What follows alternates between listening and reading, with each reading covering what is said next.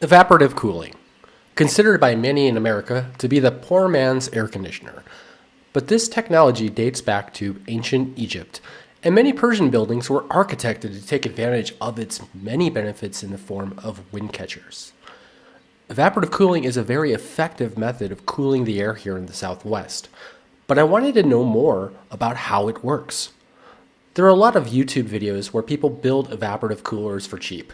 You can spend a good amount of money buying an evaporative cooler at Home Depot as well. Small portable units can cost upwards of $100, which, considering the internals, seems expensive.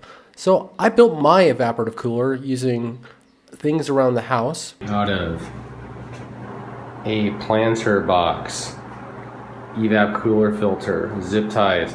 This is galvanized siding for walkways for landscaping. This is just a household fan behind it. We have, if you can see it, it's tubing, clear tubing with holes drilled into it, not punched. You kind of need to really clear some material, so drilling is the way to go.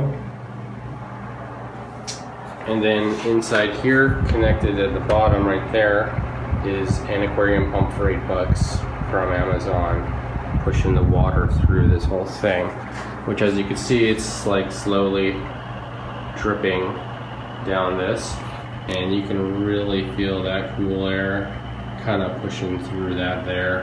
Let's talk about the difference between a humidifier and an evaporative cooler.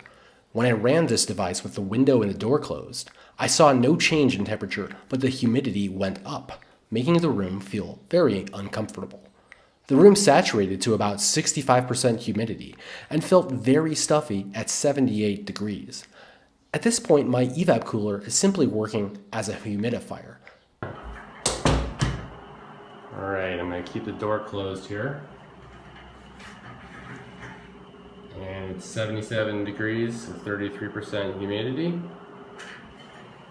And we're going to see how this affects the temperature of the room.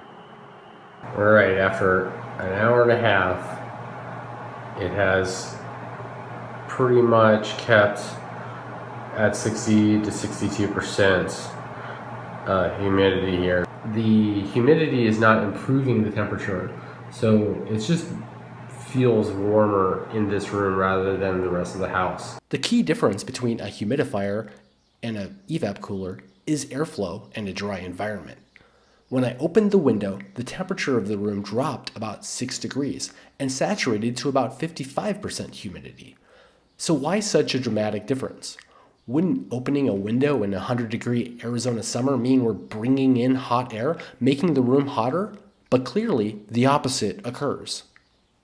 Alright, yesterday I had my Evap cooler set to low on the fan. Today I have it set to medium, which is a little bit louder, but at the same time has a much more dramatic cooling effect. In fact, it's probably too cold right now in here.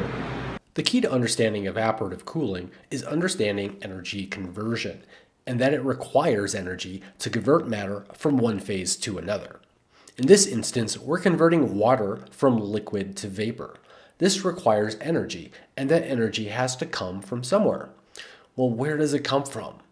It comes from the heat in the air. The water uses the heat in the air to evaporate. This phase change removes the heat, dropping the temperature of the air. The heat used to cause this phase change is called sensible heat. The vapor also traps the heat inside it, and that heat is called latent heat.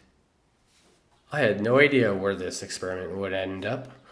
Overall, I was pleasantly surprised at the effectiveness of my rather inelegant solution.